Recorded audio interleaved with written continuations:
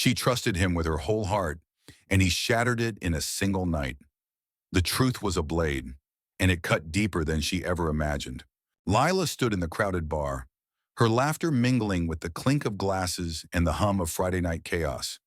She was 24, radiant in a red dress that hugged her curves, her dark hair cascading over her shoulders like a waterfall.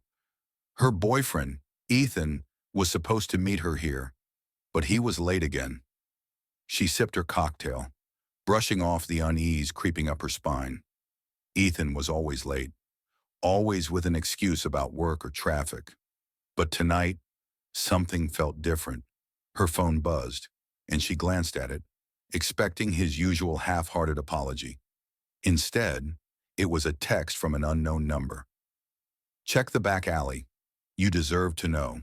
Her heart thudded, a primal warning. She pushed through the crowd, her heels clicking against the sticky floor, and slipped out the side door into the cool night air. The alley was narrow, lit only by a flickering street lamp. She froze. There, pressed against the brick wall. Was Ethan, his lips locked with a woman she didn't recognize, her hands tangled in his hair? Lila's breath caught, her world tilting. But it wasn't just Ethan and the stranger. Standing a few feet away were his three best friends, Jake, Marcus, and Tyler, watching, their faces pale but silent.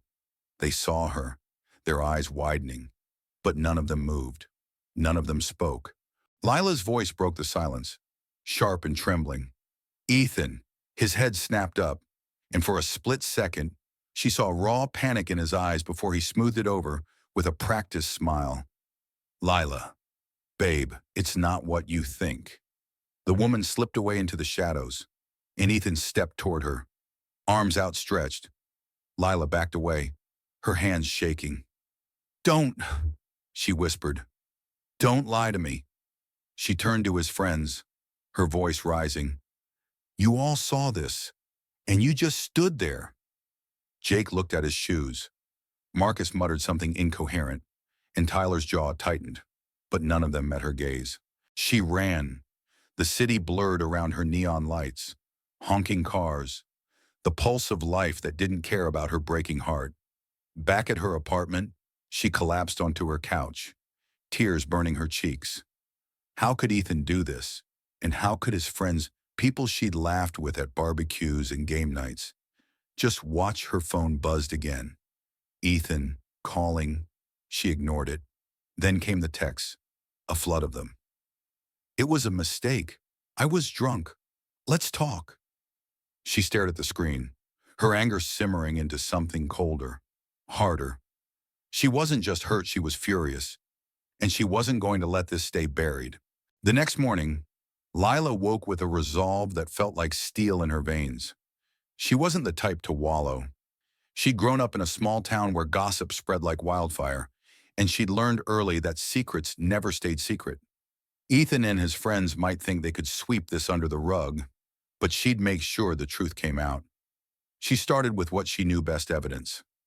She saved the anonymous text, took screenshots of Ethan's messages, and even tracked down the bar's security footage through a friend who worked there. The grainy video showed exactly what she'd seen: Ethan's betrayal, his friend's complicity. It wasn't enough to confront him privately. She wanted the world to know. But first, she needed to understand why his friends stayed silent. She invited Jake, Marcus, and Tyler to her apartment under the pretense of talking things out. They arrived, uneasy, avoiding her eyes as they sat on her couch. Jake, the charming one with a quick smile, looked like he'd rather be anywhere else. Marcus, the quiet intellectual, fidgeted with his glasses. Tyler, the brash one, leaned back, arms crossed, daring her to start something. Lila didn't waste time. "Why didn't you stop him?" she asked, her voice steady but sharp. "You saw what he did. You let it happen." Jake spoke first, on his voice low. "Lila, it wasn't our place. Ethan's our boy. We didn't want to make it worse." Marcus nodded, mumbling about loyalty and not wanting to stir drama. Tyler was blunt. "Look, it's his mess, not ours. We figured he'd tell you himself." Lila's laugh was bitter. Tell me he was going to take it to the grave, and you all were fine with that.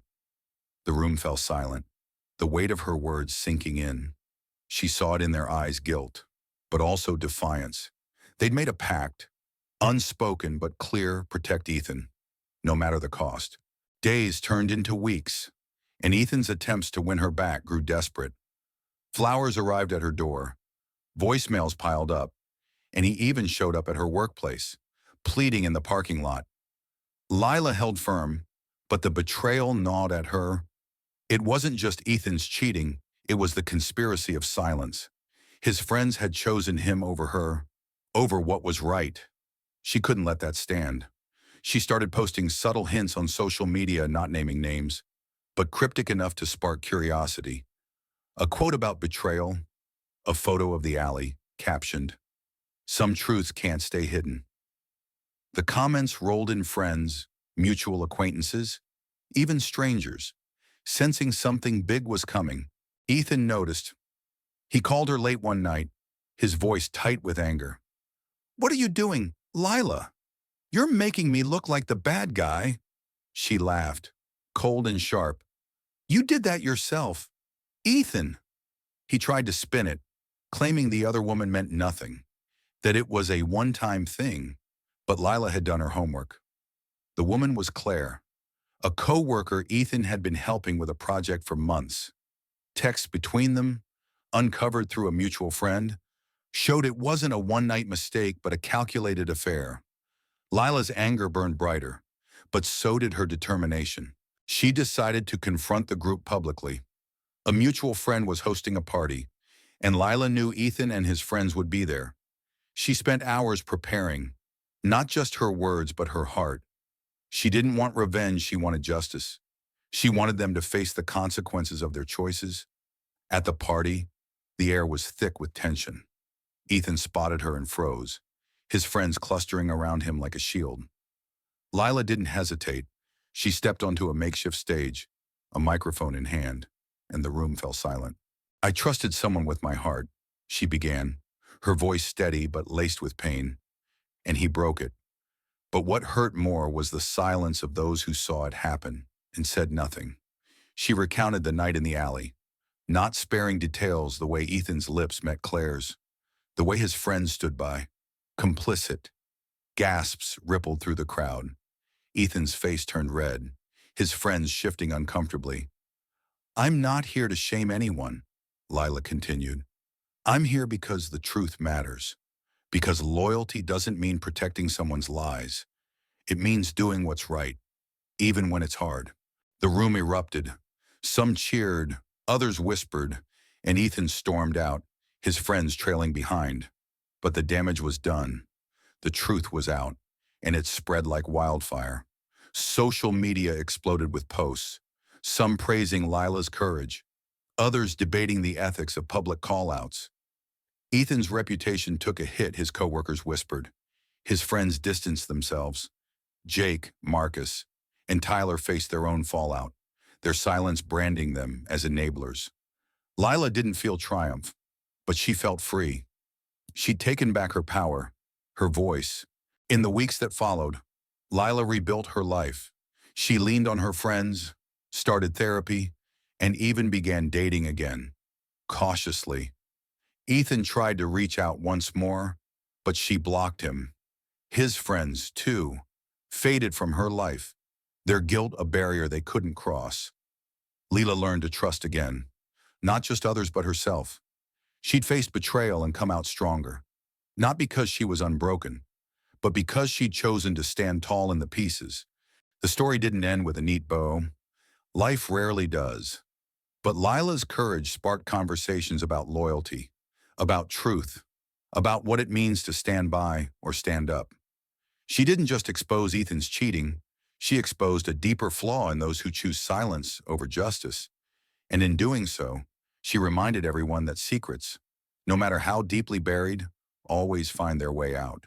What do you think? Was Lila right to expose Ethan and his friends publicly, or should she have handled it privately?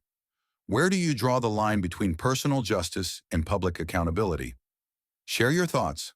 Let's talk about what's right, what's fair, and what it means to stand up for yourself.